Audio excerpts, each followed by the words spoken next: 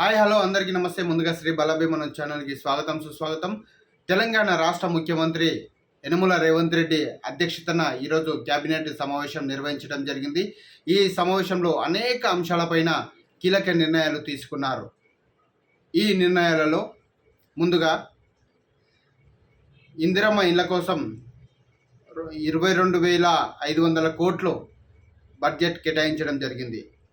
ఇందిరమ్మ ఇళ్ల కోసం 4.5 లక్షల మంది లబ్ధిదారులకు ఇండ్లు నిర్మించేందుకు కూడా కేబినెట్ ఆమోదం తెలిపింది. ప్రతి నియోజకవర్గానికి 3,500 ఇండ్లు లబ్ధిదారులను గ్రామ సభలో ఎంపిక చేసి కొత్త తెల్ల రేషన్ కార్డుల మంజూరుకు కేబినెట్ కూడా ఆమోదం తెలిపినట్లు కూడా మనకు తెలుస్తూ ఉంది.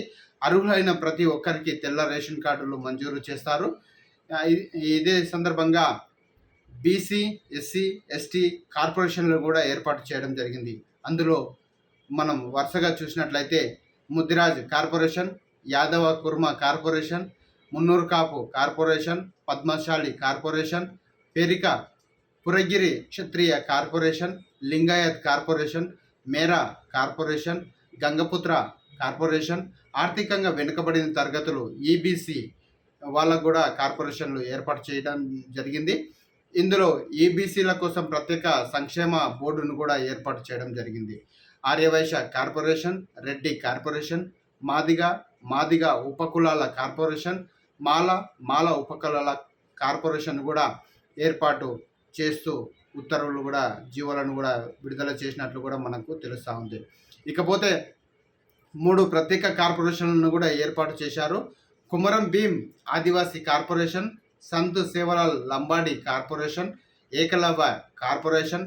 మహిళా సాధికారతలో భాగంగా మహిళల కోసం ఔటర్ రింగ్ రోడ్డు చుట్టూ మహిళా రైతు బజార్లు ఏర్పాటు. ఇందులో మహిళలే రైతు బజార్లు నిర్వహిస్తారు. ఇది ఒకటి. అర్హులైన వారందరికీ కోసం కూడా కొత్త రేషన్ కార్డులు కూడా ఏర్పాటు ప్రక్రియను ప్రారంభించబోతున్నారు. ఆరోగ్యశ్రీకి రేషన్ కార్డు కూడా ఎలాంటి సంబంధం లేదన్నట్టు కూడా కీలక నిర్ణయాలు తీసుకోవడం జరిగింది. ఇక నుంచి రేషన్ కార్డు పూర్తిగా నిత్యావసర సరుకులకు మాత్రమే ఉపయోగపడుతుందన్నట్టు కూడా కేబినెట్ నిర్ణయం చేసింది. ఇక 92% రైతులకు వచ్చే 3 రోజుల్లో రైతు భరోసా పూర్తవుతుందన్నట్టు కూడా కేబినెట్ సంచలనమైన నిర్ణయం తీసుకుంది. 16 ఉపకులాలకు 16 కులాలకు ప్రత్యేక కార్పొరేషన్లు ఏర్పాటు చేయాలని కూడా కేబినెట్ నిర్ణయం తీసుకుంది. ముదిరాజు, యాదవ కుర్మ, లింగాయత్, పద్మశాలి, పేరిక, బలిజ కార్పొరేషన్లను ఏర్పాటు. రెడ్డి, వైశ్య, మాదిగ ఉపకులాలు, మాల ఉపకులాల కార్పొరేషన్లను ఏర్పాటు.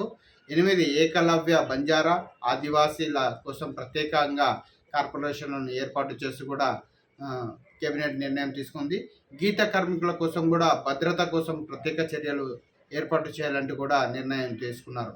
ఇకపోతే స్వయం సహాయక సబుగాల ఉత్పత్తుల మార్కెటింగ్కు ఓఆర్ఆర్ పరిధిలోని 25 ఎకరాల స్థలంలో వసతి కాంప్లెక్స్ను ఏర్పాటు చేయాలంటూ కూడా నిర్ణయాలు తీసుకున్నారు. వచ్చే 5 ఏళ్లలో స్వయం సహాయక మహిళలను కోటీశ్వరులుగా చేసేందుకు 15 అంశాలతో కూడిన మహిళా శక్తి ప్రత్యేక పథకాలను ఏర్పాటు చేయడం జరిగింది. అందులో భాగంగానే 2008 డిఎస్సి అభ్యర్థులకు మినిమం పే స్కేల్ ఇచ్చి ఉద్యోగాలు కల్పించాలని కూడా నిర్ణయాలు తీసుకున్నట్లు కూడా మనకు తెలుస్తూ ఉంది. వేసవిలో తాగునీటి కోసం ఇబ్బంది లేకుండా జాగ్రత్తలు తీసుకోవాలని ప్రతి గ్రామంలో కూడా ఎక్కడ చూసినా కూడా వేసవి కాలంలో తాగునీటికి ఇబ్బందులు రాకుండా మహిళలు రోడ్లెక్కకుండా అధికారులు ప్రత్యేకంగా చొరవ తీసుకోవాలంటూ కూడా దీనిపైన సీరియస్గా అధికారులకు ఆదేశాలు జారీ చేశారు ముఖ్యమంత్రి రేవంత్ రెడ్డి. గత ప్రభుత్వంలో జరిగిన ఇరిగేషన్ అవకతవకలపైన కూడా విచారణ కోసం జస్టిస్ పినాకిని చంద్ర ఘోష్తో కమిటీ ఏర్పాటు చేశారు. విద్యుత్ రంగంలో అవకతవకలపైన కూడా జస్టిస్ ఎల్ నరసింహారెడ్డి అధ్యక్షతన కమిటీని ఏర్పాటు చేసి పూర్తి విచారణ చేపట్టాలని కూడా ఆదేశించారు రేవంత్ రెడ్డి. ఇకపోతే 100 రోజుల్లో విచారణ పూర్తి చేయాలని కూడా ఆదేశించినట్లు కూడా రేవంత్ రెడ్డి సూచించడం జరిగింది.